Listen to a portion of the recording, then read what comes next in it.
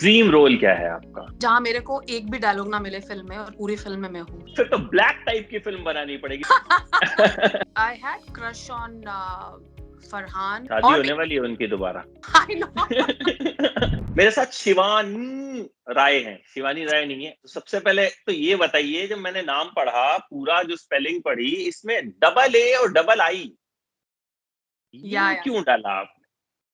Actors ना एक time पे आने के बाद एस्ट्रोलॉजी और न्यूमरोलॉजी पे बहुत डिपेंडेंट हो जाते हैं, इतने लंबे struggle. So someone suggested me कि put double A और last में double I, तो maybe it change my destiny or luck somehow. Yep. तो ऐसा करने के बाद जो है, क्या कुछ बदलाव आ गया? जिसने सजेस्ट किया था ना, वो तो मुझे जान से मार देंगे अगर मैं ऐसा बोलूं कि नहीं आया था। नहीं, फ्रैंकली क्या होता है ना कि जब आपका टाइम चेंज होता है तो सारी चीजें एक के बाद एज हेल्प आना शुरू हो जाती हैं। तो मुझे लगता है कि नाम चेंज करने के बाद लंबा स्ट्रगल रहा, बट कुछ ना कुछ ऐसे चीजें आती गई और फाइनली एक होलसम, अगर मैं बोलूं तो बेनिफिशियल तो रहा मेरे लिए। बट मैं ये नहीं कह सकती कि सिर्फ नंबर स्पेलिंग चेंज करने से ही सब कुछ हुआ है। बिल्कुल बिल्कुल, वो एक पार्ट हो सकता है, लेकिन अल्टीमेटली काम तो आप ही को करना है। अच्छा, वर्सेस ऑफ वॉर में आप नजर आई विवेक ओबरॉय के साथ, तो उसके बारे में बताइए कि किस तरह से मिला ये प्रोजेक्ट और कैसा एक्सपीरियंस रहा विवेक ओबरॉय के साथ काम करने का। मैंने फोटो भी देखी, आपने फोटो शेयर की हुई थी कि my fan moment. So basically Bombay में जब काफी टाइम हो गया मुझे, मैंने सारी की सारी चीजें ट्राई कर ली, बहुत सारे ऑडिशंस दिए। एक एक्टर जो कुछ भी करता है, मुझे समझ में आया कि शायद इस तरीके से मेरा काम नहीं बनने वाला है, क्योंकि ऑडिशंस में भी ऐसा होता है कि कई बार आप अपना 100% नहीं दे पाते हो। तो I had like given number of auditions, कुछ नहीं हो पा रहा था। फिर कहीं ना कहीं मुझे ऐसा समझ में आया कि कुछ स्टोरीज को लेके ना मुझे हमेशा से एक फील आती थी कि may be I can pick up good stories and we can work on, क्योंकि बॉम्बे में रहते रहते एक छोटा सा ग्रुप बन गया था हम लोगों का। क्योंकि मैं थिएटर से हूँ तो काफी सारे मेरे थिएटर के और भी लोग थे, तो मैंने स्टोरीज पिक करना स्टार्ट की थी। तो ये स्टोरी मेरे पास अराउंड 3-4 साल पहले से मेरे ईमेल में थी और मुझे नहीं समझ में आ रहा था, क्योंकि उस समय बहुत सारा फौजी फिल्म का ये स्टार्ट हो चुका था कि फीचर फिल्म हर साल एक नई फीचर फिल्म आ रही थी, and it was a very one pager, छोटा सा एक स्टोरी था। तो पता नहीं अचानक कैसे लॉकडाउन में जब बॉम्बे से मैं ऑलमोस्ट पैकअप करके जब घर वापस आई, तो मेरी जो बात है वो एफएनपी जो प्रोडक्शन हाउस है उनके ओनर विकास गुटिया सर से हो रही थी। तो he asked for some concept. तो मैंने जब उनको एक कॉन्सेप्ट भेजा, सरप्राइजिंगली उनको बहुत पसंद आया। ऑल्दो जो हम स्टोरी जो वर्सेस ऑफ वॉर की देख रहे हैं वो ओरिजिनल स्टोरी से काफी हद तक अलग है, बट जो मोटिव, जो उसके जो प्लॉट है, बेसिकली शुरुआत बीच का एंड ऑलमोस्ट सेम है, because this story is inspired by the story that I had in my email which was written by Mahak Kapoor. बस उसके बाद अब ये था कि ठीक है, स्टोरी पसंद आ गई, लिखवाया किससे जाए। तो कपिल मिश्रा जो है, वो he is basically ad film maker, उनको मैं काफी टाइम से जानती थी। तो उनको मैंने बोला कि अगर आपको ये फिल्म लिखना पड़े तो आप कैसे लिखोगे इसको। तो उन्होंने स्क्रीन पे लिखा, और ओरिजिनल स्टोरी में शेर व शायरी इतनी थी नहीं, तो उन्होंने एक बेसिकली डायरी को एक कैरेक्टर बनाया, अगर आपने फिल्म देखी तो। और उन्होंने शेर व शायरी और जो जो भी स्क्रीन प्ले हम देख रहे हैं, ब्यूटीफुल एक स्क्रीन प्ले उन्होंने बनाया इसको। तो अब ये था कि बहुत अच्छी बन गई है। फिर हम लोगों ने अप्रोच करना स्टार्ट किया अलग अलग एक्टर्स को, और finally one day Rohit Bose Roy और विवेक ओबरॉय का नाम पोस्टर पे देख के we were like seriously it is happening. Like because अभी तक मेरा कोई ऐसे बहुत बड़ा सिग्निफिकेंट, मतलब ऐसा कुछ बहुत बड़ा काम बाहर नहीं आया। लोगों को पता है कि okay Shivani Rai was there in that film, but ये तो सडन हुआ, it was not expected at all. तो हम लोगों की फिल्म विवेक के आने से और रोहित के आने से suddenly it became better and very huge. और क्योंकि ऑब्वियसली जो हमारा जो सब्जेक्ट है वो आर्म फोर्सेस के ऊपर है, और कहीं ना कहीं हमें हमेशा मालूम है कि हम लोग जो हिंदुस्तान है वो बहुत भावुक होता ही है और होने बात भी है इन सब चीजों पे। तो अब आइडिया ये था कि कुछ भी ऐसा इंडिया पाकिस्तान ना दिखाया जाए, तो उसको पूरी एक स्टोरी को एक पोएटिक और एक आर्टिस्टिक एक आई वुड से कि उस नजरिए से हम लोगों ने इस पूरी प्रोजेक्ट को शेप दी, और अब यही है। और आई वुड से कि विवेक और ओबरॉय के विवेक और रोहित की वजह से जो फिल्म का जो शेप बना है, that is what it is right now. जी, तो कैसा रहा विवेक के साथ वर्किंग सो एक्सपीरियंस? तो पहले तो ये था कि विवेक को, जब हमने फर्स्ट रीडिंग में विवेक को जब हम मिले, तो मैं तो ऑब्वियसली पहली बार ही देख भी रही थी विवेक को, तो he looked very calm, he looked very composed, and he was very much engrossed into this, you know, this script, because वो स्क्रिप्ट रीडिंग सेशन हम लोगों का चल रहा था। और फिर हम लोगों ने रीडिंग जब स्टार्ट की तो मैं नर्वस थी, मेरा नर्वस होना बहुत जायज था, क्योंकि दोनों तरफ बड़े एक्टर्स थे, पूरी टीम बैठी हुई थी और मुझे परफॉर्म करना था, क्योंकि मेरा जो विवेक के साथ जो सीन था वो तो खैर हमारे मोन्टाजेस शॉट्स थे, बट रोहित के साथ जो मेरा लास्ट का जो सीन है, जिसमें बहुत ज्यादा इमोशनल ब्रेकडाउन होता है मेरा, और मुझे वो परफॉर्म करना था, और पहली बार मैं इनसे मिल रही हूँ, तो बहुत इमेंस प्रेशर था उस रीडिंग में। और मैंने रियलाइज किया कि रोहित और विवेक थोड़े से कंसर्न हो गए थे कि पहली बात तो ये होती है कि for an actor like Vivek, star जो है, रोहित जो है, एक नई लड़की के साथ काम करना उनके लिए भी, हाँ उन्होंने बोली, वही बहुत बड़ी बात थी। तो अब ये था कि चलो हाँ तो हो गई है, क्योंकि काम भी नहीं देखा था दोनों ने, तो उस रीडिंग में तो I could not do well. और कहीं ना कहीं विवेक ने ये चीज रियलाइज करी कि मे बी शायद मैं प्रेशर में हूँ, तो after that reading he personally spoke to me about it कि लास्ट सीन की इंपॉर्टेंस बहुत ज्यादा है, forget about everything else, but you have to give your best. So वही हुआ, नेक्स्ट डे जब मैं शूट पे जा रही थी, तो again he gave me very specific advice कि हो सकता है हो जाए, हो सकता है 10 टेक में हो, but you have to give your best. And this was very unexpected, because usually stars actors जो होते हैं वो अपना अपना काम करते हैं, बिजी होते हैं, बट टेंट्रम्स में रहते हैं। He supported me very well. या अच्छा, ये बताइए कि विवेक के साथ तो काम किया, क्रश किस हीरो पे है? मतलब बचपन से जो लगाओ कि यार ये वाला जो है ना, इसके साथ तो काम करना है, या ये मतलब बड़ा पसंद है, हर लड़की का होता है मतलब। I think I had crush on Farhan a lot, और उसका भी आई थिंक शायद एक और रीजन ये हो सकता है कि हॉलीवुड में जेरार्ड बटलर हैं, जो मुझे बहुत पसंद है, और मुझे कहीं कहीं दोनों में सिमिलरिटीज बहुत दिखाई देती हैं, जेरार्ड की शक्ल और फरहान में। सो या शादी और होने वाली है उनकी दोबारा। सॉरी, मैं कह रहा हूँ शादी होने वाली है उनकी दोबारा। आई नो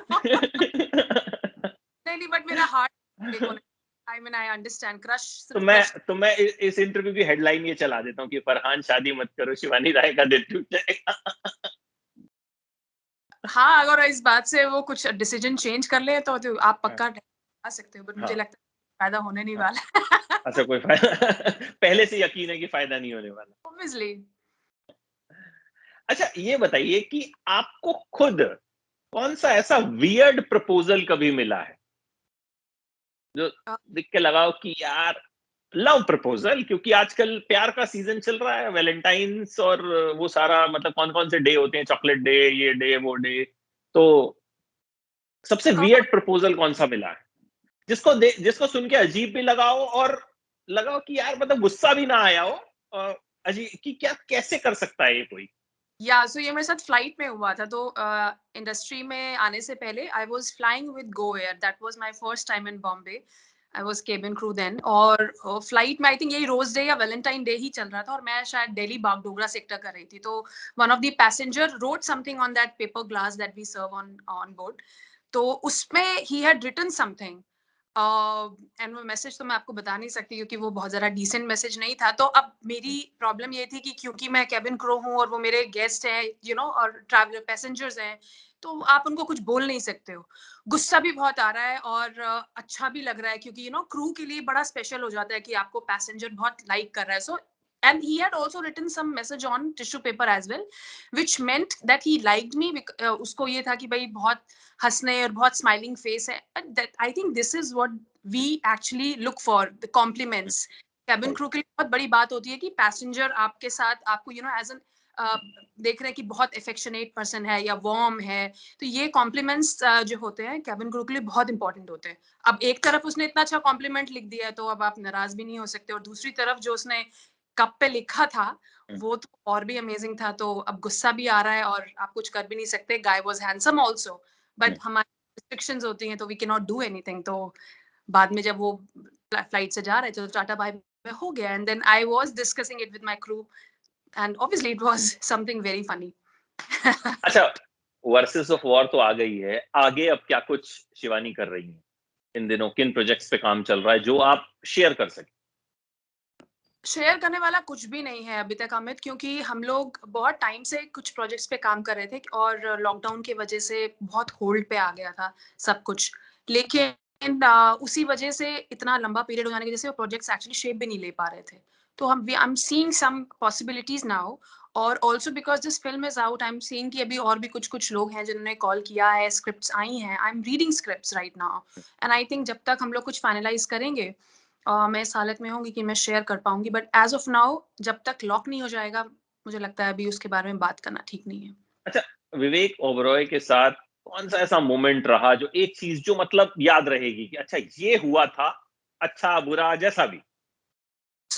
हम लोग जब शूट कर रहे थे तो विवेक और मेरे मोन्टाज शॉट्स हैं जिसमें हमारे थोड़े से हल्के से रोमांटिक सीन्स थे, और उस टाइम पे घबराहट से बोल लो या एसी नहीं था और हुँ, फैन नहीं चल रहा था, प्लस मैंने जो पहना हुआ था वो भी बहुत ज्यादा कंफर्टेबल नहीं था उस टाइम पे। I was sweating a lot and Vivek had to kiss me on my forehead, and he did because scene था तो करना तो था ही, and he literally told me कि लड़की मेरे को नहीं पता था कि ऐसी हालत आ जाएगी कि मुझे मतलब पसीने छाटने पड़ेंगे। That was very funny, but yeah I mean it did happen. तो आई थिंक उसके अलावा कुछ नहीं, उसके अलावा हमारे क्योंकि सीन्स और ज्यादा थे नहीं, और हुँ।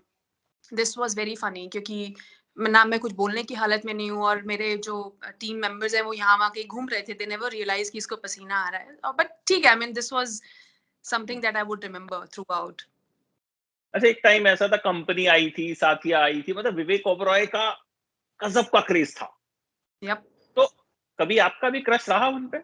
और उस वक़्त बहुत में मुझे याद है, हाँ, तब बहुत तब जबरदस्त, बहुत हुँ, जबरदस्त साथिया के टाइम पे। हुँ, उनका एक गाना है आओ ना जिसमें ऐश्वर्या राय उनके हुँ, साथ, हुँ, और आई थिंक उस गाने पे उस टाइम हम लोग स्कूल या कॉलेज में थे। हुँ, खतरनाक क्रश था विवेक के ऊपर, हुँ। खतरनाक वाला। बताया आई आपने उनको? नहीं अभी तक तो नहीं बताया। तो बता दीजिएगा, ख़ैर मैं इंटरव्यू में उनको टैग कर दूँगा ओह माय ट्विटर गॉड। में। तो तो उनको पता चल जाएगा। अच्छा शिवानी, हाउ यू स्टार्टेड? मतलब शुरुआत कैसे की? मतलब बचपन से ही सोचा था एक्ट्रेस ही बनना है या नहीं, बाय चांस हुआ? बचपन से नहीं सोचा था मैंने अमित, मेरा कोई प्लान नहीं था कि मैं कभी कोई जॉब करने वाली हूँ। मुझे बस ऐसा था कि अ, फटाफट किसी से अच्छा सा प्यार हो जाए और फिर रोमियो जूलियट टाइप की स्टोरी बने और फिर शादी हो जाए और फिर हम घूमें। All dreamy stuff, I think सब लड़कियां वही सोचती हैं, बट मेरे साथ वैसा हुआ नहीं।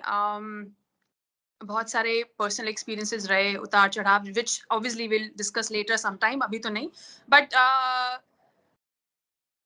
उसके बाद आई थिंक मैं हैदराबाद में थी। हैदराबाद से मैंने थिएटर करना स्टार्ट किया, और थिएटर करते करते मुझे रियलाइज हुआ कि शायद मैं इसी के लिए बनी हूँ, क्योंकि मैं जिस ग्रुप से जुड़ी हुई थी सूत्रधार, जिसको बेसिकली जो विनय वर्मा का है, उस समय ये लोग नट सम्राट का शो प्रिपेयर कर रहे थे जिनको भास्कर शिवालकर सर ने हिंदी में कन्वर्ट किया था, लिखा था।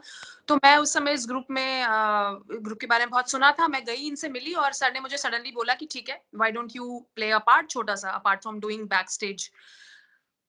और वो जब मैंने किया तो मुझे रियलाइज हुआ उस दिन कि शायद इन्होंने जो मुझे चांस दिया है वो कुछ और देखना चाह रहे हैं कि मैं कितना अच्छा परफॉर्म कर पा रही हूँ, बिकॉज उन्हें फ्रैंकली पता था इससे पहले मेरा कोई एक्सपीरियंस नहीं था। वो करने के बाद फिर मैंने जी जैसी आपकी मर्जी और ऐसे काफी सारे शोज जो हैं हैदराबाद में किए थे। अ, एक मोनोलॉग था मेरा जो बहुत अच्छा गया।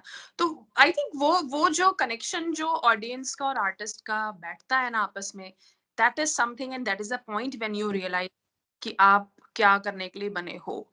मुझे कभी नहीं पता था, और that was a turning point I would say, क्योंकि उसी टाइम पे मैंने बॉम्बे में भी लोगों के साथ कनेक्ट करना शुरू कर दिया था।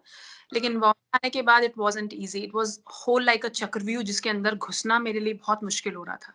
तो इट्स मैं गेम के बाहर से रह के गेम को समझने की कोशिश कर रही थी, और कुछ नहीं हुआ, कुछ भी नहीं हुआ। जो कुछ हुआ बहुत सडन हुआ, और finally I am here where I am today. Yup. और आई होप कि इससे भी अभी तो खैर इट्स जस्ट द स्टार्टिंग, अभी तो बहुत आगे जो है रास्ता बहुत लंबा है और बहुत आगे आप जाएं, यही हम उम्मीद करते हैं। अच्छा ये बताइए कि शाहरुख, सलमान और आमिर तीनों के साथ अगर आपको फिल्म ऑफर की जाए, एक चूज करनी हो, किसके साथ चूज करेंगे आप? शाहरुख। क्यों?